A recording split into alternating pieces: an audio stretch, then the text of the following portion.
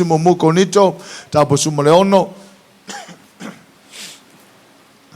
o fai muli lava na le la mau se fa fautuanga po se fa marsi au ia mo tatou se so sani mo tatou mata tu lava ia te au ma o nei se o lava i tu pulanga talovou tu pulanga talovou ia male lo nga luanga le li ia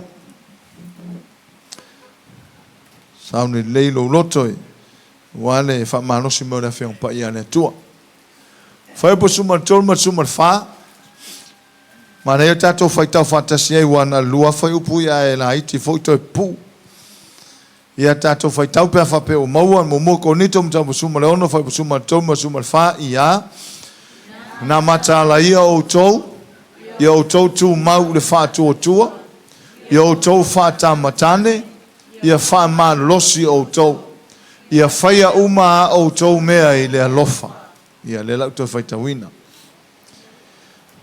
ina mata la ia o tou tu mau i le fa tu tua ia o tou fa ta matane ia fa man losi o tou ia faia uma o tou mea i le alofa felo ia tu sunga fa feng malo pasta mal faltua vi eleli la monota te felo ia ina matala ia o tou ia tou tu mau le fa tu tua ia o tou fa ta matane ia fa man losi o tou ia faia uma o tou mea i le alofa fai tauina le fai upure mai le version ESV fa pertania be watchful stand firm in the faith act like men be strong let all that you do be done in love ile famalosia Paulo na avele kalesia ina uata punil mata pumo muale ile tusi mua le sa yeila na famalosi na ave tangata ole ulotu tangata ole kalesia i konito le la pe on tato faita wina ile vaenga le mai o lo maua mai ni vaenga se lima o nga more kalesia Yesu temine sa famalosia ai tangata mai o toi upuia ina ua umona moli ia lo faanga moli fa marsi au ia e fai ulole ila na tala le fai mai ale fai upule matala tu mau il fa tua fa tamatane fa malosi au me uma e fai ia fai ono le lofa e lima lana i vaenga tāua e au ngā moa e au ngā mo oe e au ngā mo ngā ruenga le atua e au ngā foi mo oe lo mai mo mai o lau sunga lo mai mo mai via po fele ka le sia lo e ngalu ai fele fata o lo e au onai e au ngā i le teimini nei mo tātou sa tusi ai whama losi la apostolo le ka le sia i konito le foi o tātou faita uai o le whama losi foi le mo tātou teimini nei e lima la vaenga tāua o lo tutonu i. Hallelujah. O lo whape nao na whaali e ni mai ai tātou. A mea i e lima, o ni a mionga. O ni mea e tatau o na whai. Le whai lo mai ai i a vaenga i e lima. Mo le tangata a mio atua. Mo le tangata o le atua. Mua mataala. Be watchful. Lua tu mau. Stand firm. Is falenga mai be alert. Stand firm. Lo no winga tu mau. Tu mau il fato tua. E leo tu mau le lotu. Langa e tele istangata leo to le lotu. O la o isi lotu. Ala e tu mau al fato tua. Fatatainga polo o mea tu lesi lotu fatatainga o tunui fafo. A o ina fese itai no fuanga folele. Io no otula ia wala talata isi lotu foi faolain. Io no volele lotu aina. Pe fesu isu ia iala. Ala e tu mau fatu tua. Ole eimle au mai le fiong pa ia le tua. Ia tu mau il fatu tua. Hallelujah. Lona lua mua mataala lua tu mau tolu fatamtane. Ia e o ai tamaitai matina fatamatane uma. O whapetani ele even may act like man. Pe sau o se kama foi le whapea. Ai ngā ioi mai ngā ioi ar kamakangi. Pe sau foi o se tina posta mai ta. Ia ngā ioi whatamatane. Ia ngā lua e whatamatane. Ia vaenga lona wha marolosi. Be strong. Ma vaenga muli o le lofa. Mea e whai de lofa. Nela il vaenga lona lima lea. O characteristics ia mo le tangata mi o tua. E ia tato Toe whamarosia i tato te lor vai taune nei. O tele mau mea o sau tonu. Tele mano na i mea ua ngai mai tono Samoa. E ono lulu ina ai lo tato whato tua. Vaenga mua le la tato watu iai. Me mua whai mai ina mata la ia. Be watchful. Hallelujah. Ile avea i o tatou matangata. Tangata whaolaina po tangata whatutua. Ia mawhai o na tatou nofouta. Nofouta ia i me o loo tutupu i o tatou au tafa. Nofouta. O le mataala o le nofouta. Ia tatou mataalia i me tutupu mai o lo tatou sisio manga. Asis, so fola lo tusil mate sulima. Mate sulima lo ifa ipu sumalfa. Sumalfa lo fa matala mai ai al tangata tawaso. Ele o tawaso foi mas en tatu whanongolongo i o pula atu taulea. Ele o kawaso nga. E ele kawaso le i mata opo sufa sulima tusia matai. Le ala tal no Yesu tawaso na. A o le mana o mia ina ia mataala. Te lo tele o tangata o lai momoe. Ele o ala. E foi nisa tustusinga la o apostolo fai mai. Ina ala ia oe o lo moe. Ele o le ala mai le poa ia ala mai ia mata alia i meo lo tupu ma le sau o satani. O le winga le mele fai mai ele tala tuspa ia. Ia tatou mata alia i le anga inga mai mar savalinga ar ti Apollo lo fai. Mane ngai oi mai ar ti Apollo e whatau mai lana i le karisia Yesu. Ia tatou vaai mamao atu le sau ar ti Apollo. Ia tatou loa mamao ana tonga fiti. Ia tatou mamalama ngofia i ana aikia. Ia tatou mamalama ngofia i ana metotia. O inae mau ois tatou manatu e whato i laloi. Ai misi lare tangata keu siano mar vaenga lea. Ia tele la ua afia. Mela le fai mele fion pa ia le tua. Tau na mata ala ia. Fai mai ina mata ala ia. Ina tuse mata tau suma limolo i fai suma le whalo fai pe mai. Tu pe ia i la tou. O ta waso i la tou e ta ie o ta waso. A fai foi e ta ina ta waso o ta waso. O na la pa umai lea i le lua. O lo fa tauritala Yesu i tangata pupula. Ele au farsaio. O e fa penau na la tau te ena le mata upu i le atua. Ele o tala no e tau waso foi le hau tango e le ilose mea. O lo tala no e tau waso la e pupula. A e tau waso na mata fale nganga. Ele o mata ala. Ele o ala. O la e moe na mata fale nganga. O te manao e foi le fa sosoni atu i le aingo le atua. E manao mia lo tatou mata ala.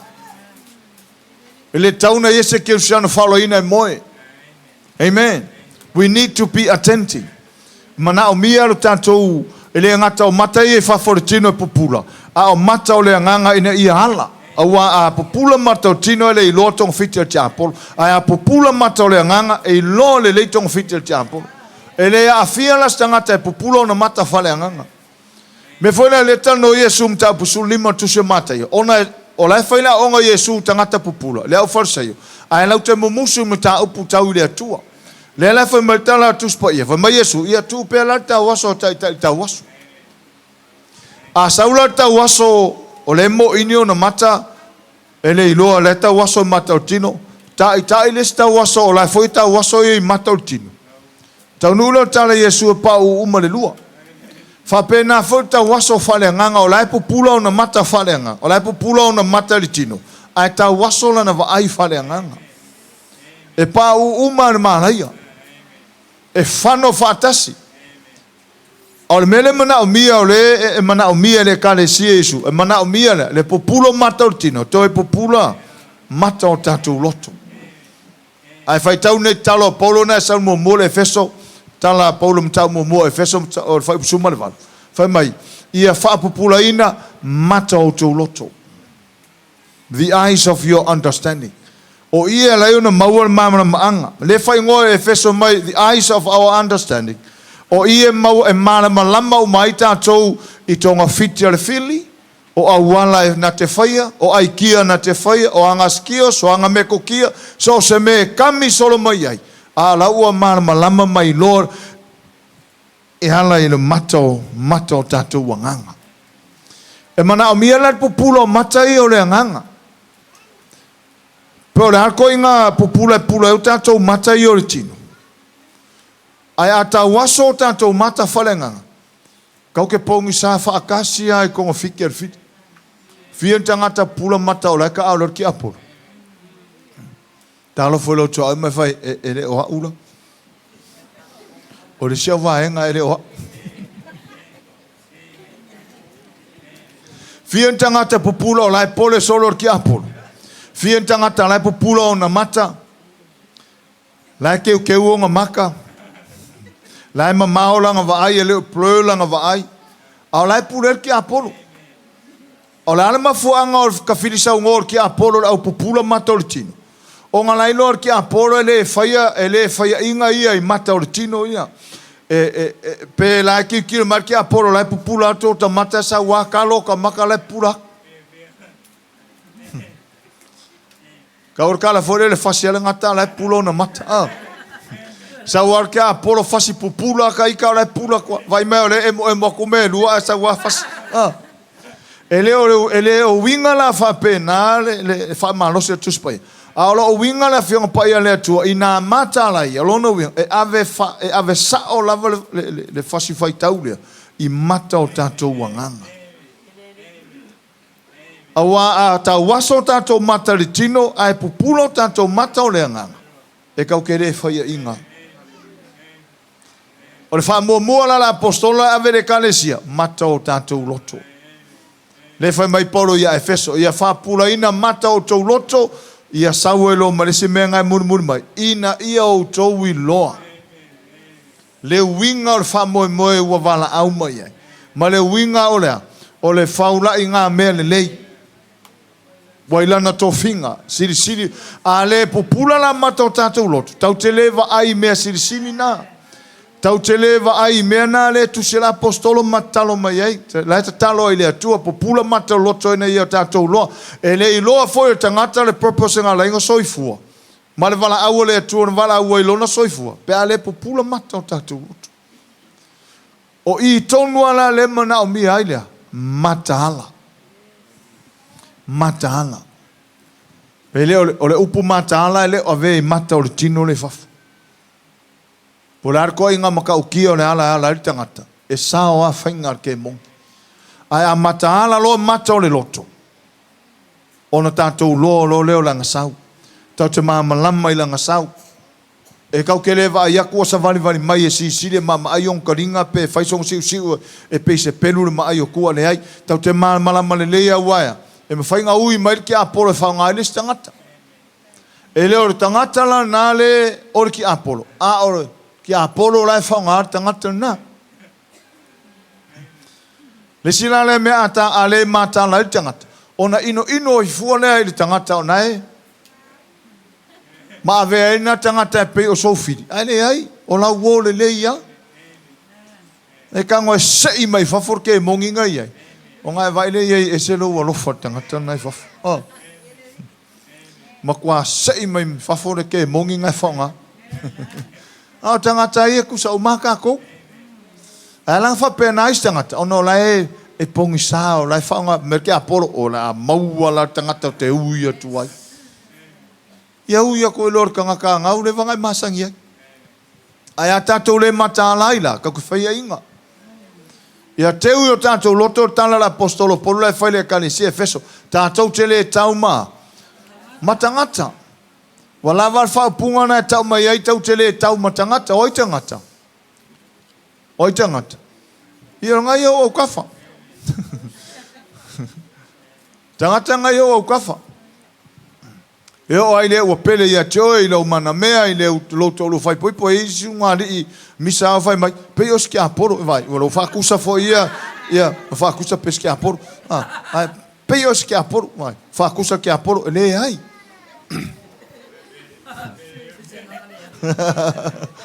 pe os nga fala vela o vai fa pengata la istangata a fa penga ngai ka mai ki foi pi o se nga fala vela le la fa kusa ka ngaka i le nga fala vela o nga ola e le mo soifua o pe la vo se nga fala vela ale e tato matala e vo skai me wa kupu me wa yai me wa kupu wa yai afianga ia falongo kulo kala ko inga malo ko mai wa ele makala ia ko ke wange au mo i me o kupu isa langa ua le matala anga e makala ele se me kupu ai ona ua e le matala mela le tahua i tele le ala mai o totonu ala mai o totonu langa o so tanga o tatou ma le tua o totonu i so tanga ma le nganga pai o i o so tanga ma te moni o i tau te loa umala ko inga wala sa worke mongi ma nganga fala velavi pe a hala totonu i ele manga o mien moe ke lor ke apolo mo ko afia fear tangata ai moe falenga ka waso falenga sa worke apolo kar fa pe o ile ulo mai o manga o mien tatu matal kalesia Yesu mana o mien tatu matal ska mai mea a tatu le matalai e ngalu arke mongi fai ma mekele kama ikala fa pe e palu arke mongi fefeke o mai lo nganga le nga kofula ko mo le mea ka apelo yo spread out me as kama me va pe ai amata ala la talima la fino le tua le se me ku nga kan kwa mai soli la lo vai ya uma case yo ngai me fa pe nga foi fa ta inga ai so se area lava ka kau ka kumaka a or foi se fa punga que fala ngo ku o pe o kau i lo fai ai makala na le fai ngor matala nga wai lo le nei or ai kiar ke bonga pe ia sei iar kai ale mele foi le ale matala o le vave yo tangata o tangata vave o nga pa ia sa lo kai mai musu nga nga pa ia calm down afa men musu nga ma fa la maka lo la ye o le afai de mere o le maka lo ye se lo nga fa asa o le mere kau ke fiu e fa asa o le sa a fa asa o le tua sa o le le sa o ko ya o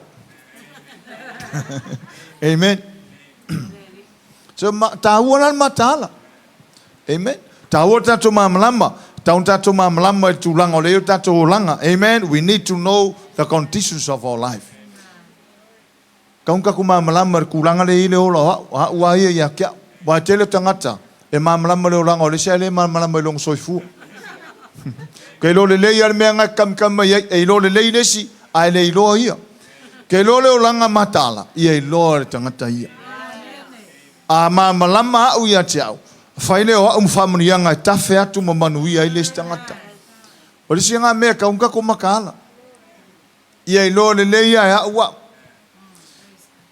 au ne o tam fai ia lo fuoles mai kasi ala wa ia oi o lo langa le ka umerenga pa ai le lo ia e mga mior tato mamlama ia tato mana mior tato mamlama ia tato fanau mana mior tato mam i to tonu la vor tato si manga au lan tato matala si manga le si manga pumo mo le o ita malo to lua mana ta fanau au no to matala i ka mai si manga le ka ke wako si o mangala poa wa makua i fai mfamang yanga a tale matala matale mamalama lo si o mangala i titilia wala fa fela ngo ka makala le mekele ta uon matala ke siano nga mier matala temine va va ai fo ya Samoa temine ai ka nge e te vava ai le tite ia Samoa mana inga mai o mea foure anga i mai ton. Tau tatu matala.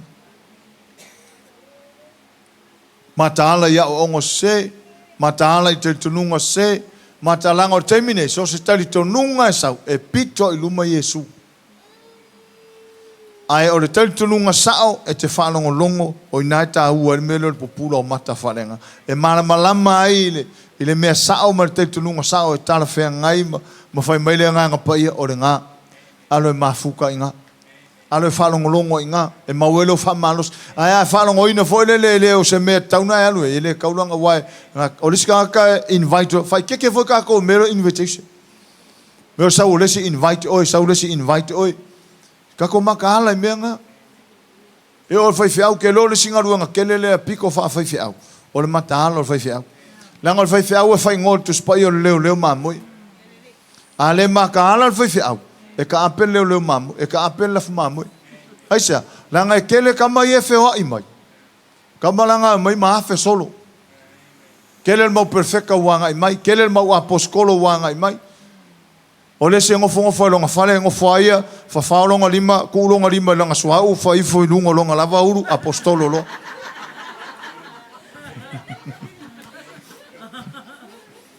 Ka koma ka ala i kamanga. Me fole ta ua ele le mataala fo fai fiau. A i fo fa fe ngai ngo fa fonga mai pe mai mo mai. Ta ua i mataala tanto. La ngo les kanga ka sa ulo fa mai e le men fetala mai le ngo le tuanga po. A o ko ngwa le fa singo mai le tu o ki sau ia. Ke sau ke fia la un. E tatum ele nga ora ulo ko makala. E makala fo fai fiau.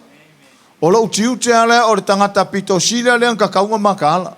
Aisa, lange e ko kele nganga i e whakakainga whaila o ka ko uma le ai le makala. Ai sau siska ngaka e ku i e whanga o ko. Ai waku se mea le kau le tala whenga i mara upo le atua. Iu kupu whawala. Safa tangata, safa lafu maa moe, ai whamusino ina le ua whaimane o leo maa moe. Lango kele whaila aunga whewai. E rā taime o mai eis whaila unga ka ke tensinga volele mou maise oso le leiso stangata e sau mai fafo e sau mare oso. So stangata e luako ki rua whenua i po whe malanga mai e luako mare oso. A leo se pepe sukalaki.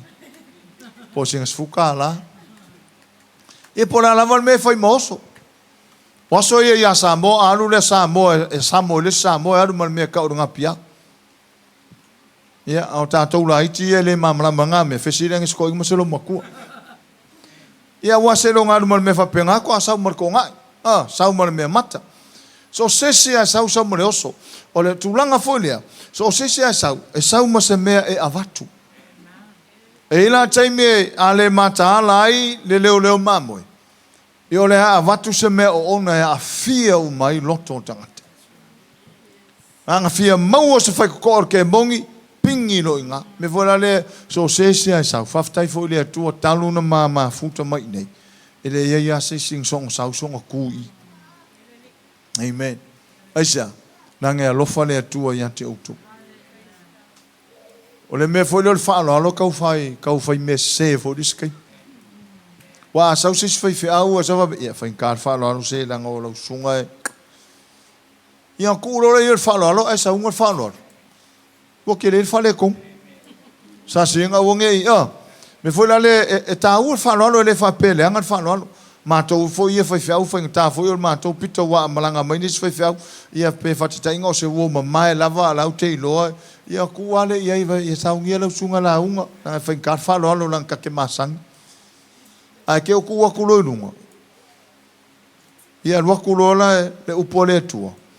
Yo kele lo fa le kongo kanga ko kele mar kanga ko kasile fa fa u fa penga uma lo so fu fa le nganga ia matala foi oi me te lo e ono afia i oi ai lo ele se me tauna ya nga ia ia au te nga ia ai lo se vala aulia le tarfengaina ya nga ia ia au te nga ia vala au ye se wo malia wo le avono atu ai vatul mele so soane au kele avongo ai se langor kai kai nga le tu e te ke ngofo.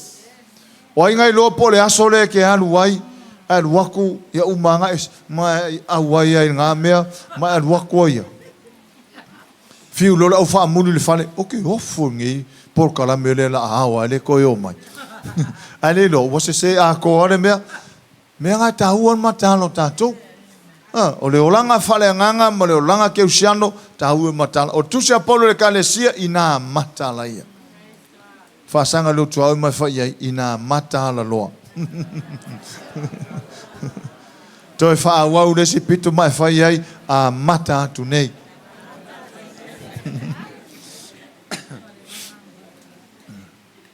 E o foi tono tatu ainga urungali whafonga mai urungali. Hallelujah. E te tau ora matala. Lea me le tupu. Lea me tupu le vau. Le tane mane a va.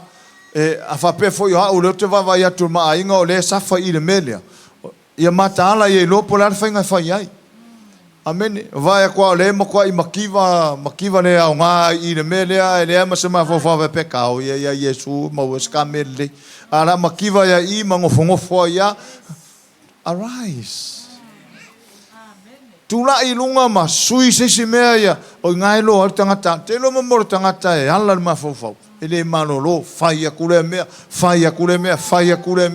e ala longa mafofa fa penga fo tono le winga upule matala i le tu fale nganga ava kwa le safala inga safal fa ngau kifo kama kifo kana fa mai artina o ele apia si lo fa ia nge kausanga se fa ma va ia nga me le ufale ko ngor ele o lo el kama lo le safala inga ongo ia aisa langele i fa ia mo ele tu se kinga fa mo kama lo ele aso e fa mamala mai me langa kere ai nga safara ngala misi ka malolo ele o wingo la utala fa pe ule inka malo ele fa ai nga fing ele ai o la ai ka malolo ai le o fa yo la ko kiuke le la ka ko ko il mele ka ke o ko il mele ta o fa ta matane amen e ta tauna sui ra wanlai tau to ele ka ungo wan ya fa pe vai kwa le ngar ki ko ya pa uralo ya ala ya lu ya le wo ka ungo sui ra wala sui na ia vai tre wo yesu manuia o lungali wo yesu manuia o tafanau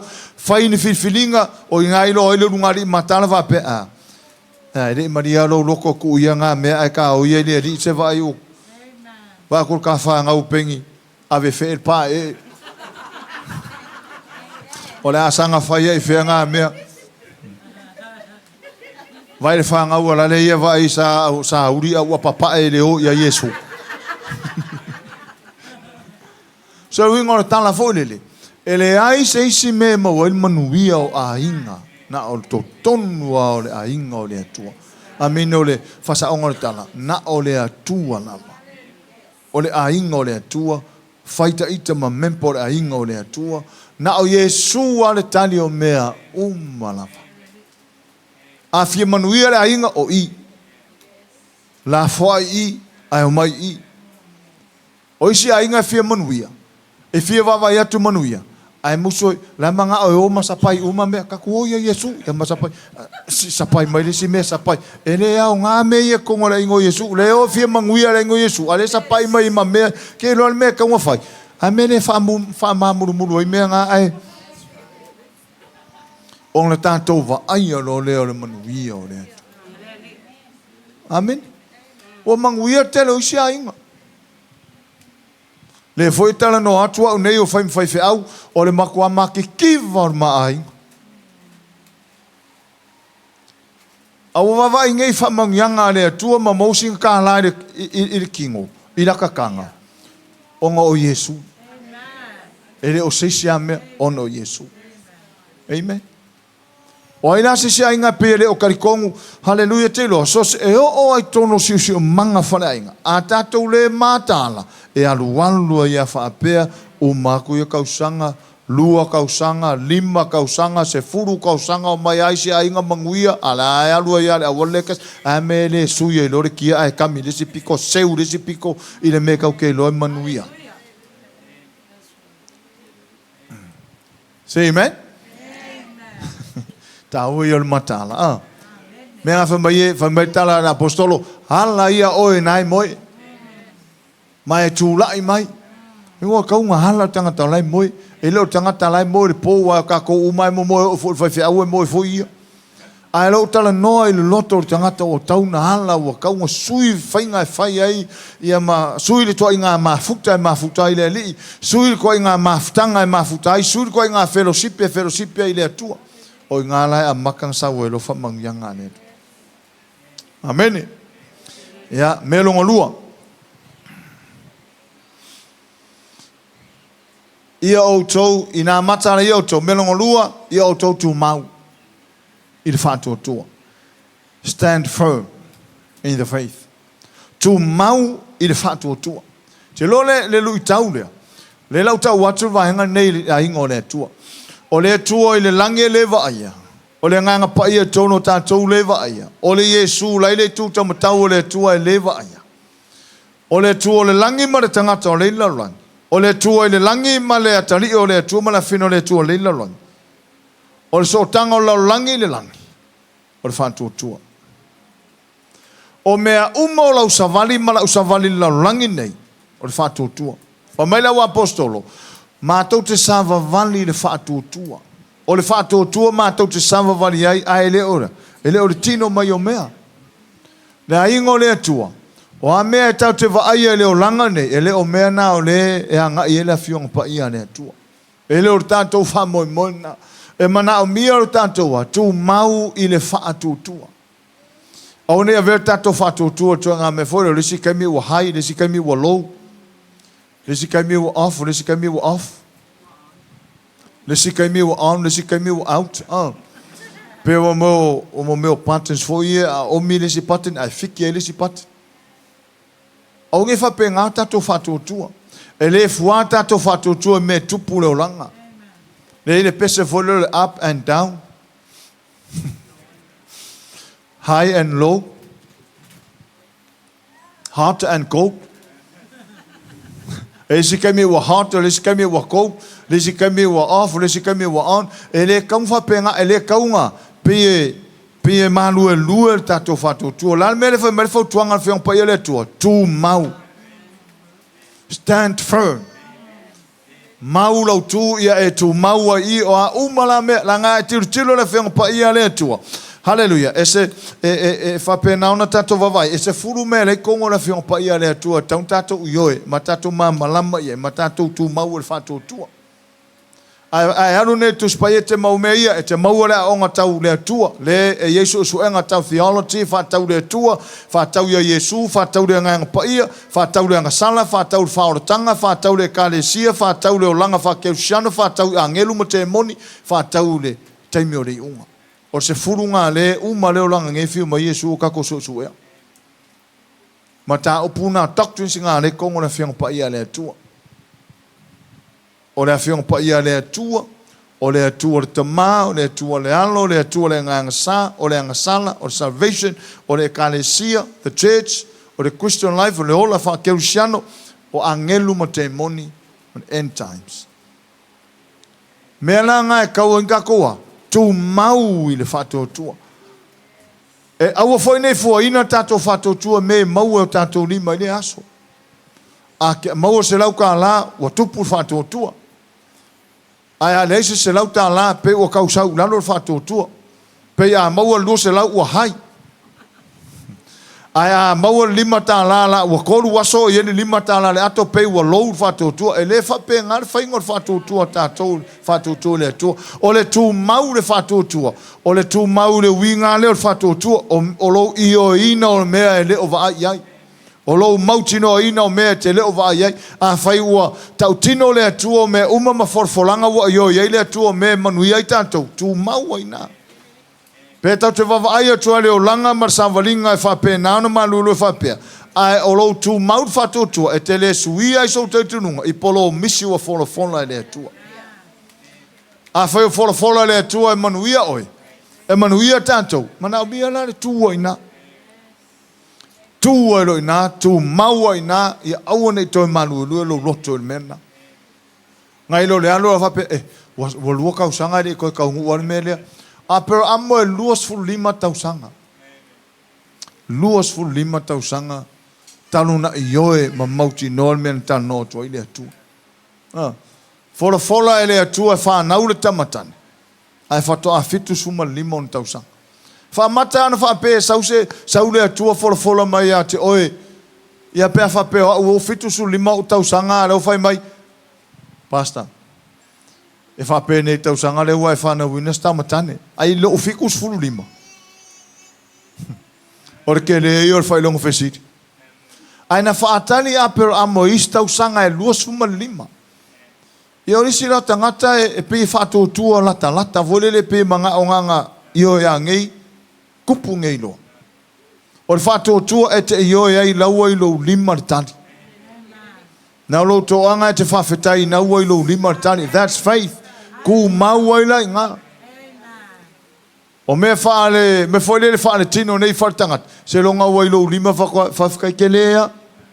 Momore akur whawhekai sko inga. Whawhekai ke lea inga i ka maiki. O ngā laua i le lima. O le whātua tua. E ke leo wa ai ai. A o le whātua tua na ua ia oe. Na ua i ai. Le ala se mea ngai sa e tatalo i lea tua ua i loa na ua i. O le si foi la ua i oe. Ko se peia le waka mauru mai. O nge pe ka ko le si fai fe au. Alo lu aporo misu mai ia o le la a.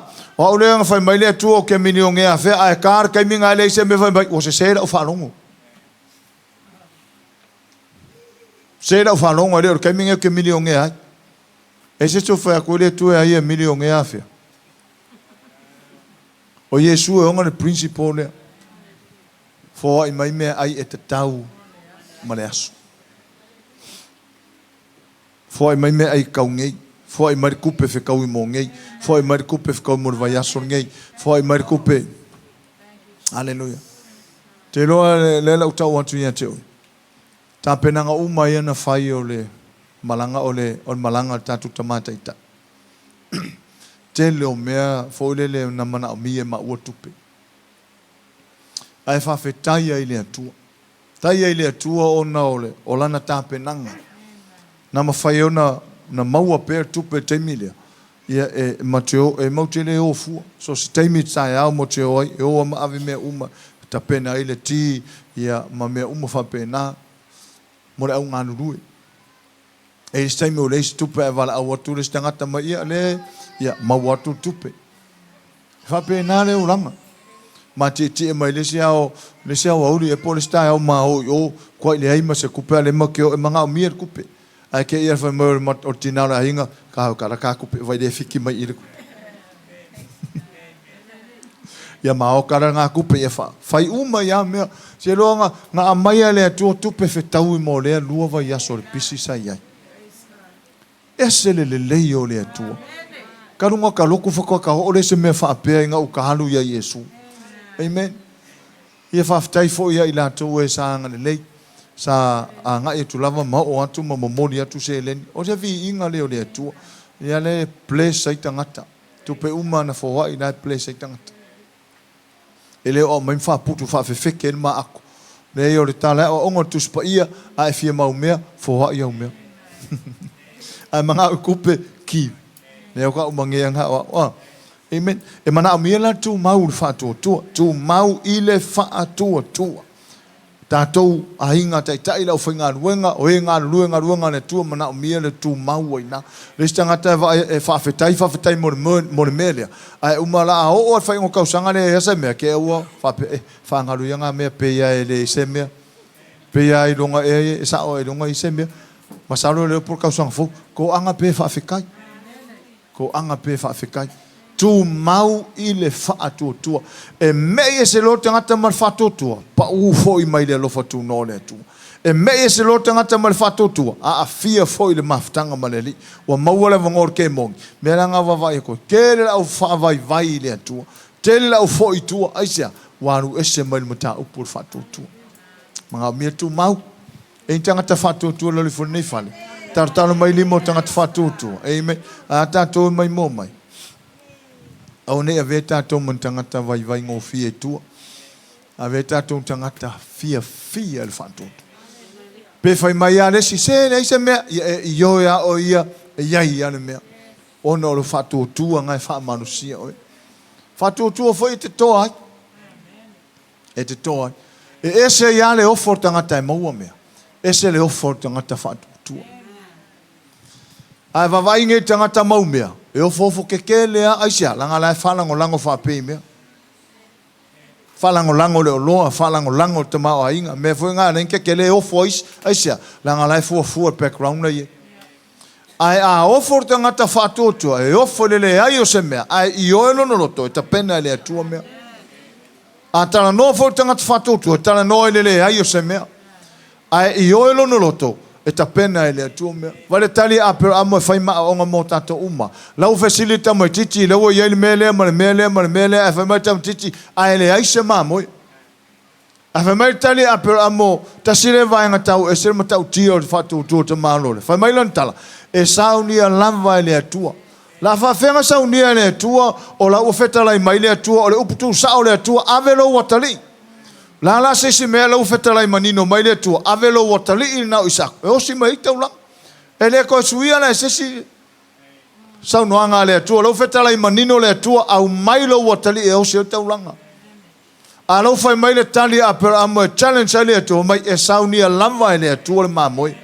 Ai wailo le a pera amo. E le oki longa kari. Sau nia. E le kanga fode koe whavasenga le tala a pera amo. Leo foi mai Abraham, e saunia lava le atua mamoi. La whawhenga saunia le atua mamoi, la ua ien mamoi. O le mamoi o Isako. Fai mai le atua au mai lo watali ina. Ua mangingo le lei. E le ila sisi me kosuia. Ai ona o te malo e te lelo na whato tua i le atua. Sa ka un whapeako.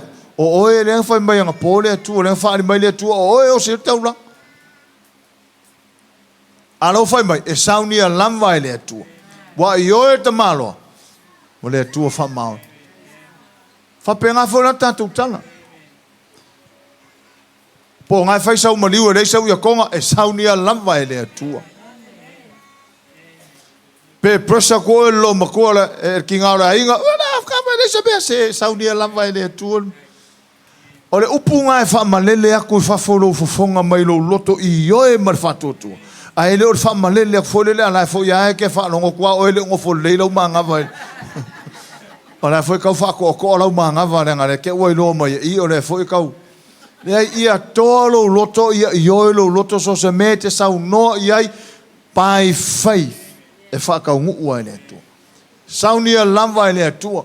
Les pases o ka mai kai au e sau ngia ele atua o kai au e pases. Les pases o ka maa onga rea e sau ngia o kai au e no pases. Les e piro ka maiki e sau nia lamwa ele atua. Tu maur whatotua. Ke lor whaingo whio leo langa pe a tātou tu maur whatotua. A tātou whaimomo wa iloa whailele pero ka vartu whongua. Ore kai miu wa haru alu wa ia. Oso le omo. Wea kia kia oso whongua oso whoilele. Awaranga e perka ku whakuku whapenga. Pe a solo le lei pe ua malor whakuku. A ie long whawhika uri pe ua sa ulalor whakuku. Ia iloa. Tu maur whatotua. Ma ngai e whautuanga, whai mai, i nā matala i o toua, tū mau i le wha tua. Tā lo whai lau tua au mai whai ei, tā tū mau i wha tua. Amen. Ke loa la le se mea, le te mana o tau watu tangata wha tua, e le misi saule mea poto, le whana ure tua. O le wha kua nga, o le sika whai mai, o ma kua wha kua, ai umar vai aso e resa. Ai whatotua. O whainga ngar whatotua ais. E whatotua ai le mafuta. E lor whatotua le alu mei e le mamalu o le atua. E ke anga i mai ke fia wa ai, ke fia mafuka, fia fellowshipi. Amen. O is foi tangata e pe e fei kai pe ava ve uma se mea. Pe a po ure upo le atua e. Pe fek se mai mau se pasta fa yaku la hunga le fia ai kangaka ao e mamlama le tino le mfaina ai se tura. Say amen. E ngata o mai mo mai po ala mai e tau sami le tura ato le ai se vangase se alien food. O le tau saminga foi mar tau maftanga fale nganga. Amen. Langa le olo wanganga le ngofo mai olo kingo. Olo kingo le ngofo mai. E palengi ala me or kingo. Melanga amaka le TV wa or kingo la maka o maka or kingo or TV o me or kingo. Aoranga maka or kingo TV or kingo. E umi. Ai se alanga palengi le mele ngofo mar mele ku mai duma. E palengi le ako peninsula ma maka ia langa o le fo ia fi maka ia peninsula. ai le palengi la le palengi le ngofo ko kingo le mafafo le ko ngekile nganga se vanga nala tangata fatu tua o tangata fatu tua la e ngofo mai longo kingo ala ai longa nganga i lon fatu tua lona nganga le ai haleluya menga lenga ese menga e tato malama foi o tato tino o le tino ne kwa i musu me falenga musu me falenga kingo le menga la ya o e paulo lona tino foi mai o te matua fa atoila lo hino o tino aisa e lo le leia e paulo o le kingo ne fie me falenga e fie ar kingo i me far kingo vai fole a fa langa i fa fa langa i fa foi de kai ya vai ai a fa langa se loko i longa me foi ngofai que eu for vai fer alguém leso ma fo fa sa ka unha mai ngi fale se o ira ngofo ko fa longo ai a ngofo ngai lar ka nga kor kingo me or kingo ka ko maka le le fa fianga ma fa pese ngofo la ai ku la akor pese ai ngofo la po poko le munga la ale ku ka pese le si o fu la fa la mala au pese o le mo kwa fiki mar malos ale fiki munga la ai se la nga pa le nga me or kingo yer kingo ai o mai me fa le nga fiki fa penga de la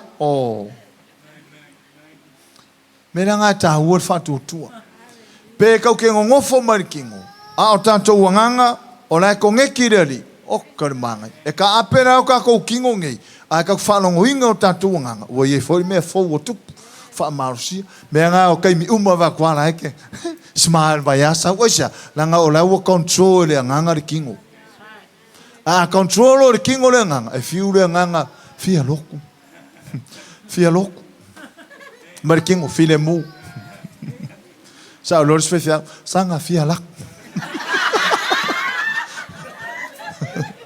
pat fia tanto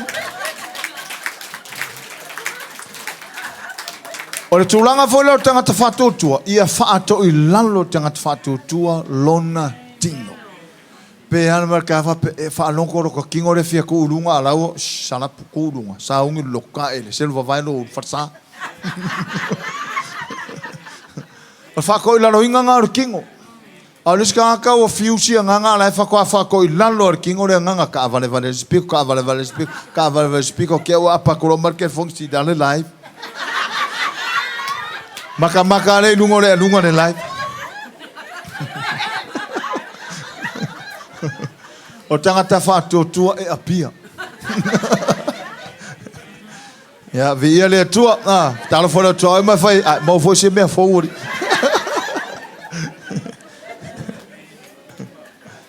praise the Lord ya te Lord vai nga tolu le la fa ngata mai vai nga tolu act like man o le upuna sauna fa tamatane o ngana lo faliu mai ai o lo yes faliu mai be brave ya au manosi ia tu lai mai o se tangata toa warrior fata matane ese tamatane ese tawatane o fata matane le i hallelujah ta ua ia mo tato ia fa malos ese fa le unga la fa mai ai be brave ia ve o tangata au malos ole ala na ta ole tu langa le ona ole upu fata matane act like a man.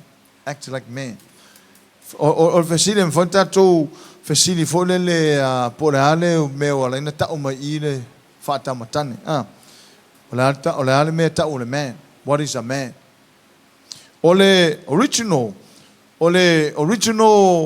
Greek pole ngana eleni ile meu o mai. Ole winga ole mele ole tamatane. Be brave.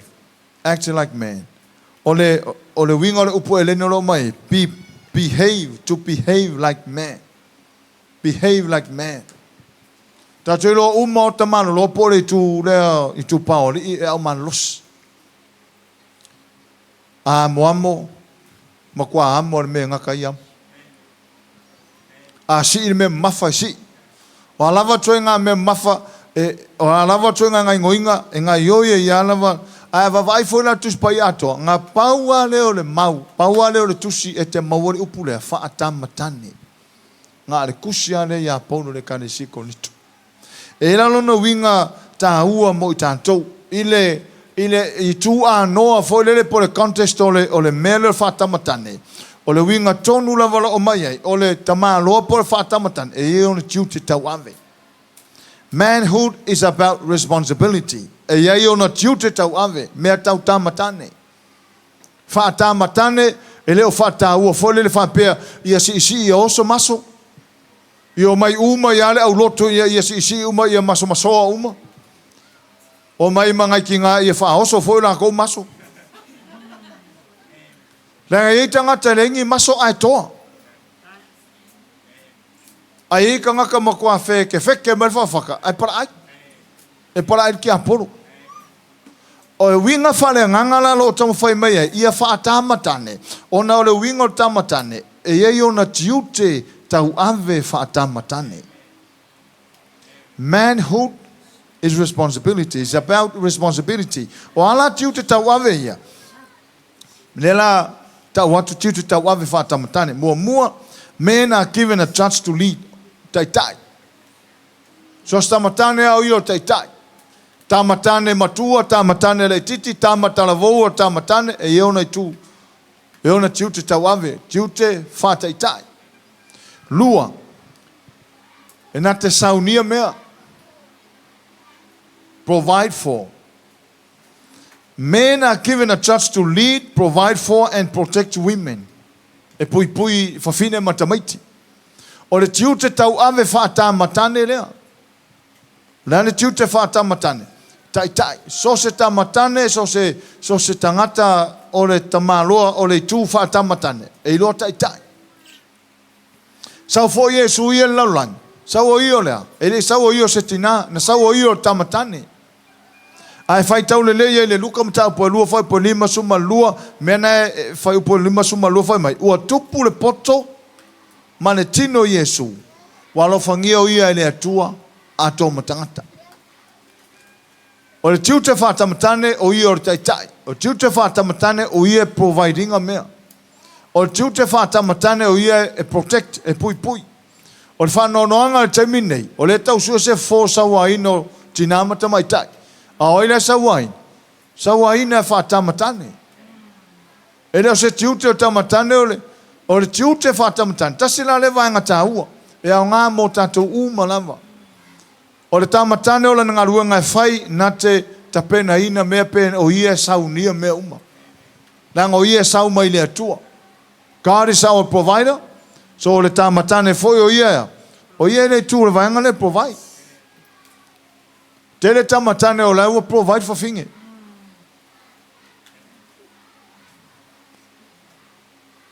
O le tūte la na whātamatane. Ai wawaine I le luka mta po lufa po lima sumalu. Ua tupu le poto ma le tino Yesu. Ua alo whangia o ia le atua ato matangata. Ai whaitau fo le talango Ioane Papatiso. O tupu le tama, tupu lo na tino. E iai le atua.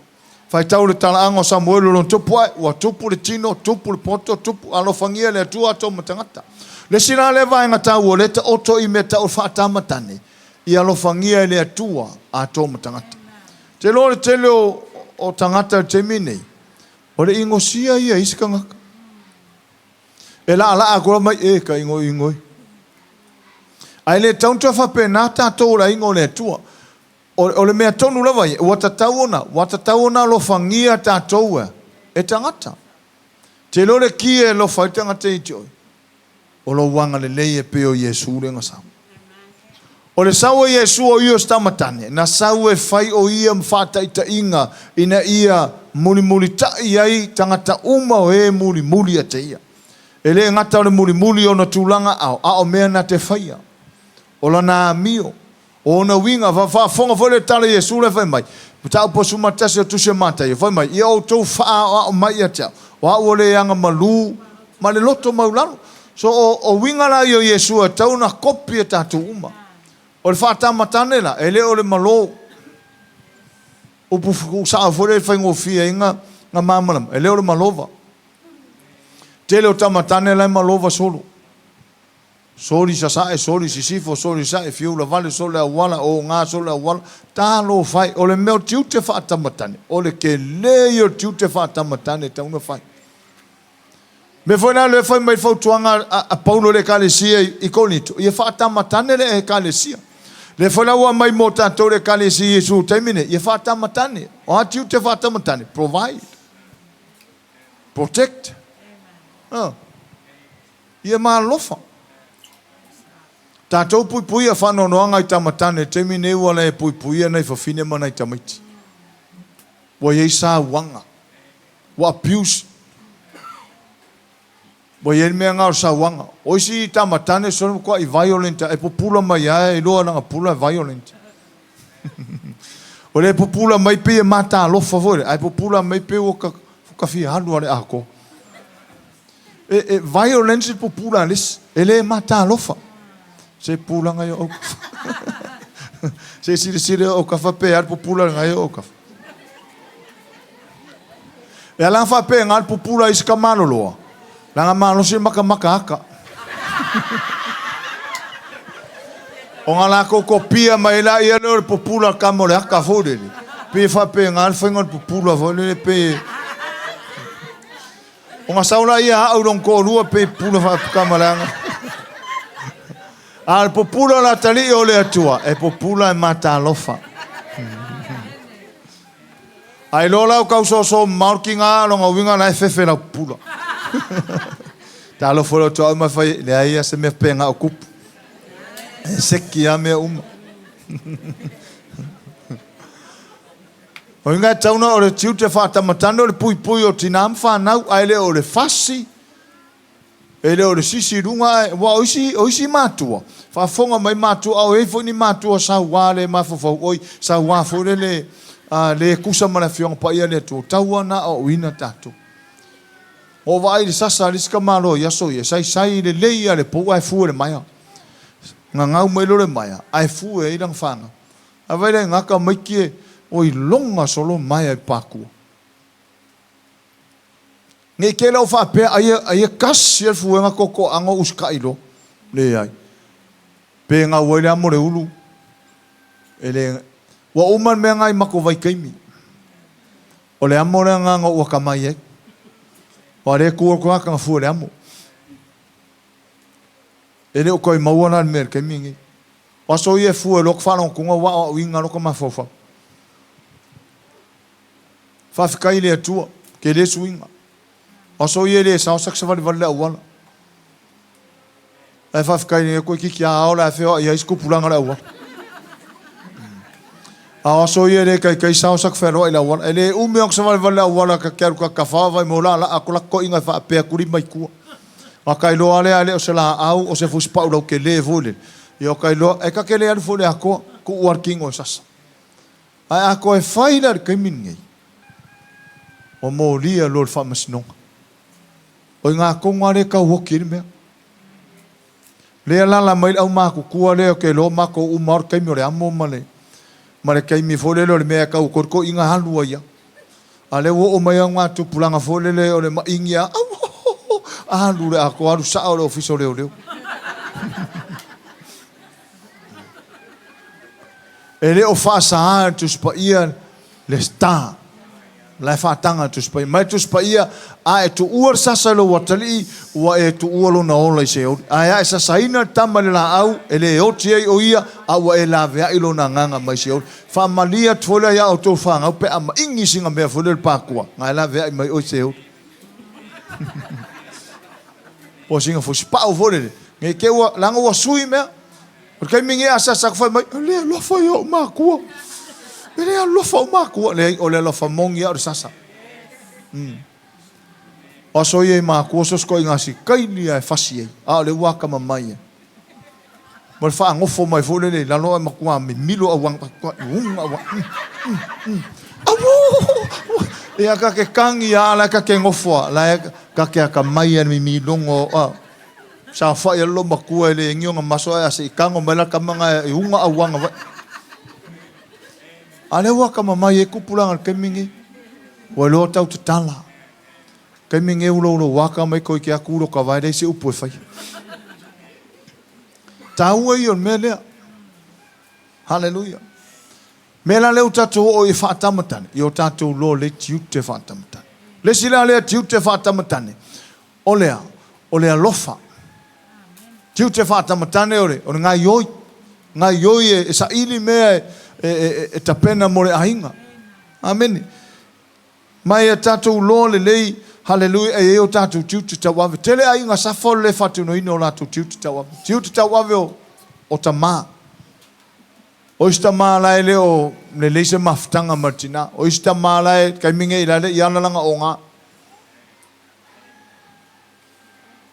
e mana mie fa tamatane au malos to mai ngaruanga le tu au malos ke ro termine tonu e kalesia so se pokonga e fai ka ke wakua e kumukinga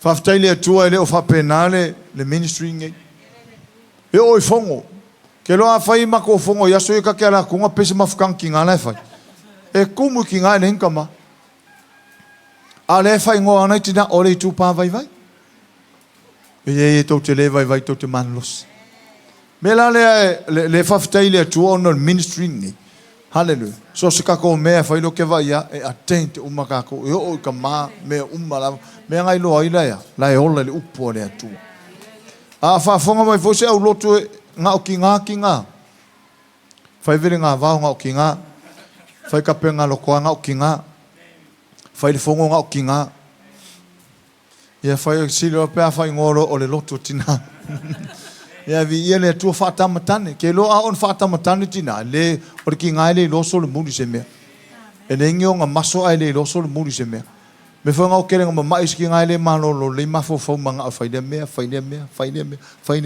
ma ko re ko pale ma ko pe ka u silo le ki afuri ai mo kere fa pe le wingo tala me mo silo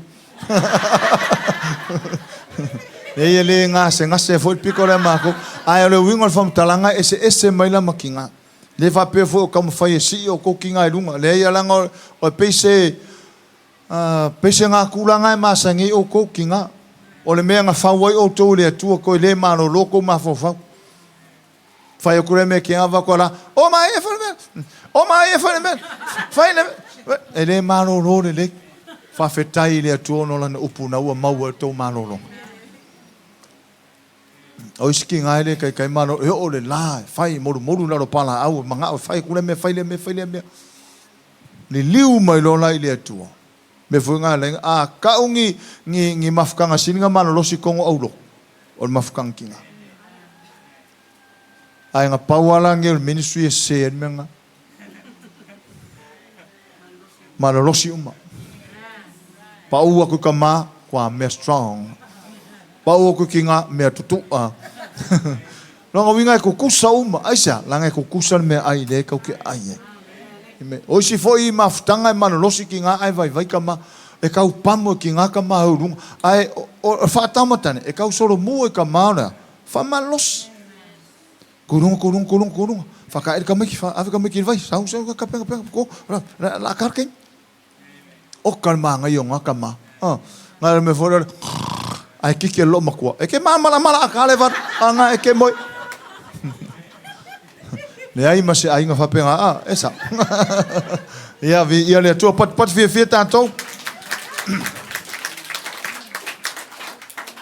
ai umalo mantato taimi ia te loto lua vaenga e toi o le fa malosi ma le lofa ka ua i o mere ka kule o iai ka kana ngoi skaimi faia me uma i le lofa fai mai ia faia o tou me uma i le lofa le lavar ko nga me ke faia fai onga o stangata lofa ai fo i se me stangata fo i ono lo lofa a lofa fa ne tua ai fo i se me mo le ngaluanga le tua fo i ono lo lofa Wa tere tangata foa I me ngā ruanga le tua ai whai ina ia lai loa mai e pai mana whai.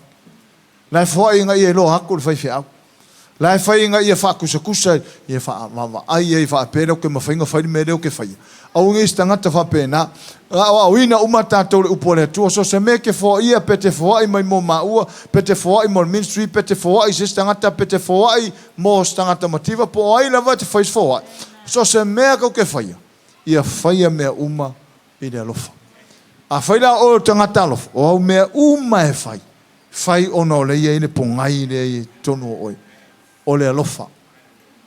A e pese te alofa ia Yesu. A e au auna o no loa alofa I le ali. A e whawai o no loa alofa. So se mea. Mana ia o tamai whai upule a paulo whai le karesia. Ia whaia uma o tau mea I le alofa. Karesia Agape. So se mea ke whaia. Ia whai o no le alofa. Au ke whai o ngoso wika. Wa leska ka ika lo lang mo fa ya kangona ia ave uma la ia ai faia me uma I lofa foai taulanga me ai me inu va maistangata va motua oi va manu va mai karesia o lava ko nga va ngofo tono tato sisio manga ma tato me fai ona ole alofa amen ona fai ona ina ia tauva fai na ia e loa o tangata alofa. Fai o nol pongai o le lofa. Fa manuia le atu ia te oe. Fa marusia lolo to ini mea. Haleluia ia fa ia mata ala tātou. Ia fa malolosi tātou. Teimo tātou fa malolosi. Malolosi le lia tolo loto. Fa tāmatane. Au mea umai fai. Fai le lofa. A vesto pestangata. O no loa lofa. O nge a ver ko nga me fore ia le me ri o ki nga fu ka ringa fai mai so ia la ru ava ku ye wa ve o fai mai so o ke a ve o no lo lo fo I o no lo lo fai au to me umalava me uma o no le lo o ina fu le e fa wa o pe le winga o le ngo ministry ne o le Agape Christian ministry me uma e fai ta to uma ye to no ministry fai o no ole alofa lofa fale tua. Famlia tele le tua stato ainga ia il swafa Yesu. Amen. Ya wala watu